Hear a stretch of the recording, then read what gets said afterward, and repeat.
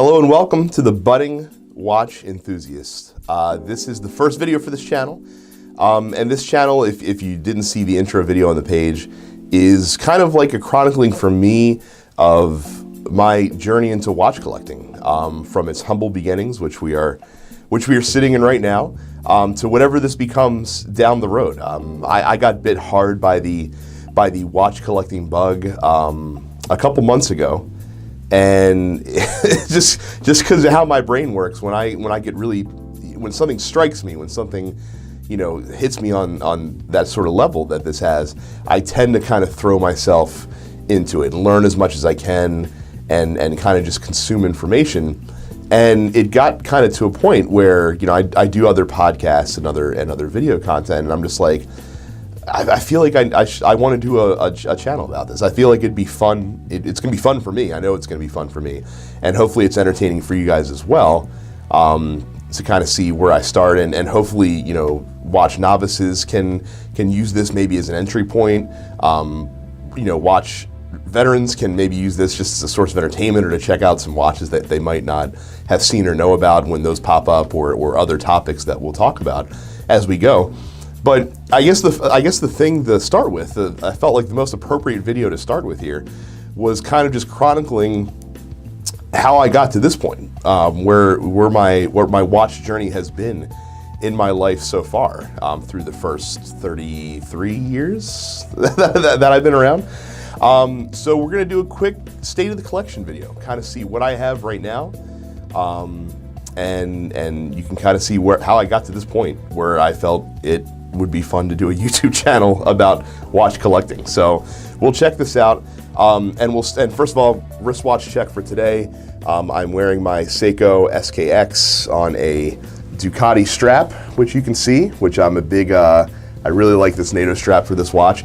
This is actually my most recent watch, and it will come to the surprise of no one who is into watches that I would get a Seiko SKX. It is kind of it's a very popular, watch model especially for starting collectors, because it's relatively inexpensive but a pretty good watch. That's the most recent thing. So we started at the end first, and now we're going to take it all the way back to the beginning. So the first wristwatch that I ever owned, I got when I was either 8 or 9, and it was given to me by my father. It used to be his, and it is a Timex Ironman Triathlon. This is, of course, a digital watch from Timex, trying not to get it caught in the light so that the camera can see it. There we go.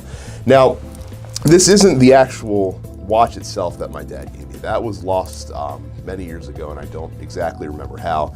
But I loved that watch. I loved it. I remember the reason he gave it to me is because I remember when I was younger, I would play with it all the time. I was really infatuated by it, and he upgraded and got himself a newer Timex watch. And so he just gave this one to me, and I was tickled by that, and I really enjoyed it. I wore this thing every single day for years, and it was fantastic. I loved it. I used to just, I loved having the stopwatch feature, even like the annoying stuff like the hour beeps, like every hour, it beeps and goes off.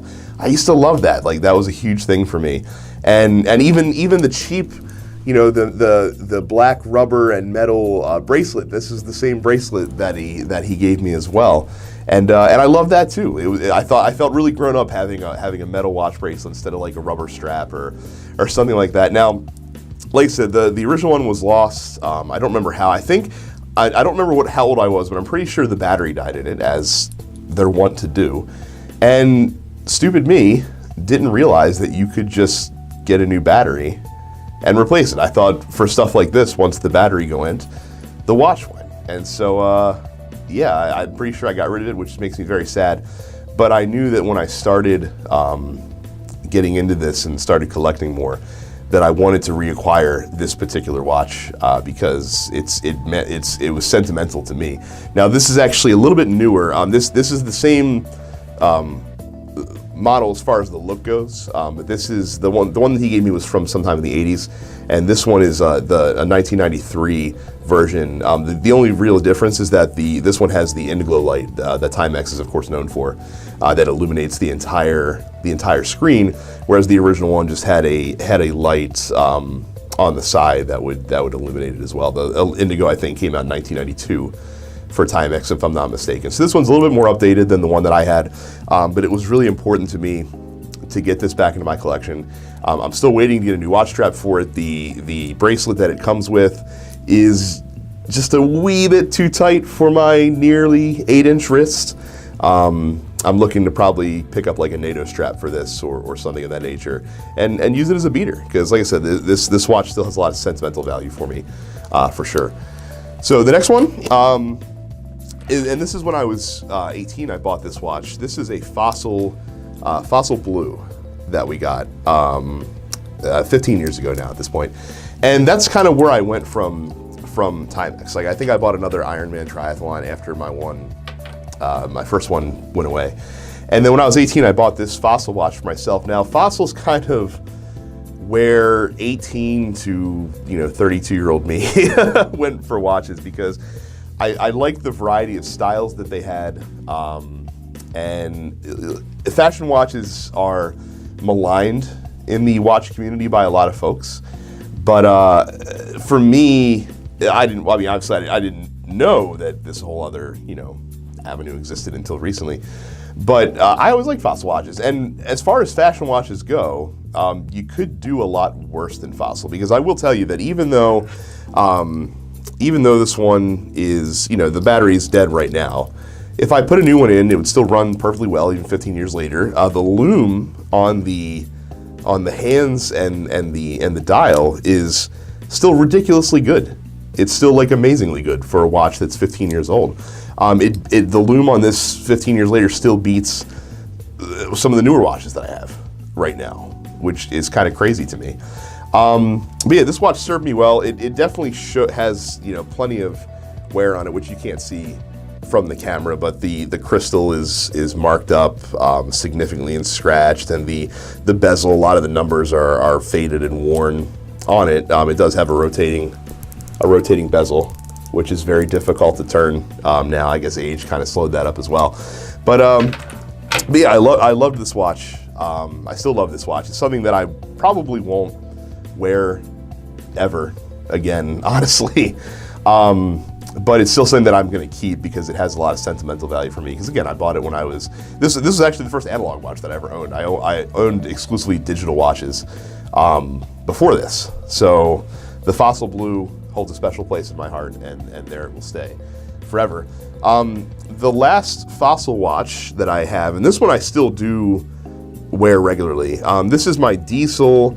It's the reference number DZ1660. Also from Fossil, of course, as well. This was bought when I was out of town at a friend's wedding, and I like the look of this watch. It has this like PVD case with the brush finish, which I think is really attractive. The dial, very understated, no numerals on there, just markers at the hour markers with indices for the minute around the outside. But I love the orange, the date wheel, the half wheel that they have in here for the date. That was the thing that caught my eye with this watch, and I still enjoy this watch. Like I said, it's just a regular old quartz movement diesel watch, and I know a lot of people in the diesel line don't really care because they're huge and gaudy. But fortunately, since I have a big wrist, I think this is like I want to say it's like a 48 millimeter case. It's pretty big, but I can pull it off because, like I said, I have big wrists anyway, so it's all good. So this is one that, like I said, again, battery's dead right now. I will get a new battery for this, and I will wear this occasionally because I still really like this one. This is probably the last fashion watch I'm ever going to own. I can promise you that at this point. But I still really like this diesel, and it's one that I'm not planning on ever getting rid of, really. So the next one, and this is arguably the watch that really kind of stoked the fires for me, that really got me interested in this side of the hobby, and that is the Salle Baltimore. This is a recent watch, just came out. Salle Baltimore is a new micro brand watch. And I know what you're thinking, micro brand for your first automatic watch, that's a little weird. It is a little weird. And there's a story behind that, and that story will be told in a future video probably. And this is also probably the first watch that I plan on reviewing, and rightfully so, because again, this is the watch that kind of sent me down the rabbit hole of sorts. And it's my first automatic watch ever, and so for that reason, it's pretty cool, and it's a really neat little watch. It's like I said, when I do the full review, that'll be something that we can check out. But I was really taken by this watch, and it's just fantastic. It also has the other reason that I'm really taken with it, and let me pull the strap off here. This is the limited edition of this watch when it released, and it does have a very nice special edition rotor on the back that is shaped like a Maryland flag. I am Baltimore born and bred and lived here my entire life, and so I'm a proud Marylander. So that was a nice selling point for me personally as well, in terms of getting this particular watch. But like I said, look out for the full review on the Salle Baltimore. I may even link it right here. Once that's done, I may go back and toss that card in there so you can find it easily if you're interested to check that out. But that was my first automatic watch, and again, the watch that kind of really sent me looking and finding out about this whole world of watch collecting and these different pieces that were out there. And the last watch that I'll show off, this is my first vintage purchase that I made recently. This is a Timex Mercury that I haven't been able to place the date yet. It's definitely from sometime in the 70s, but this was back when Timex used to make mechanical watches. This is a manual wind. It's not an automatic movement, I don't think.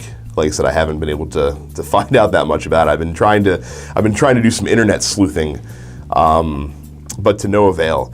And the watch runs decently well. I bought it from a seller on eBay and for relatively inexpensive. It tends to lose a few minutes during the day, so it might be something that I get serviced. It's also very small. This is like I think it's like a 33 millimeter.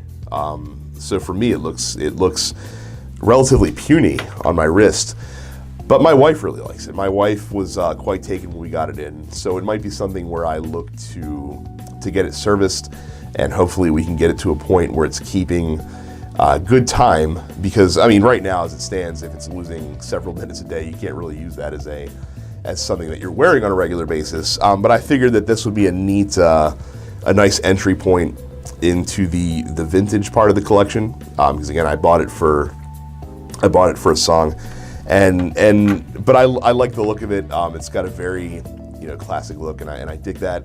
And of course, we talked about the SKX. I have kind of an affinity for dive watches, just as a huge James Bond fan, and the fact that it's also a cool. It's a tool, right? Like a dive watch is a tool, and I appreciate that aspect of it for sure. And so, I'm not going out and buying a Rolex Submariner anytime soon. I'm not even going out and buying like a Tudor Black Bay or an Omega Seamaster anytime soon. So, but I did want to get a dive watch, and the Seiko SKX was kind of a no-brainer. And I got to tell you, I've really enjoyed this watch since I picked it up. It's finding its way on my wrist more and more every day. It's a bit of a strap monster. I've tried it on a variety of different NATOs. I have an orange NATO strap. It's more of a Zulu strap actually, that I've paired it with, and it looks fantastic on that because the orange matches nicely with the the Divers 200 meter text that's on the dial, and so the SKX has been a very fine addition to the collection. So that is pretty much it. That is where I'm starting out from in this watch collecting thing that I'm doing. So I really enjoy everything that I have in this collection. They all speak to me in a certain way.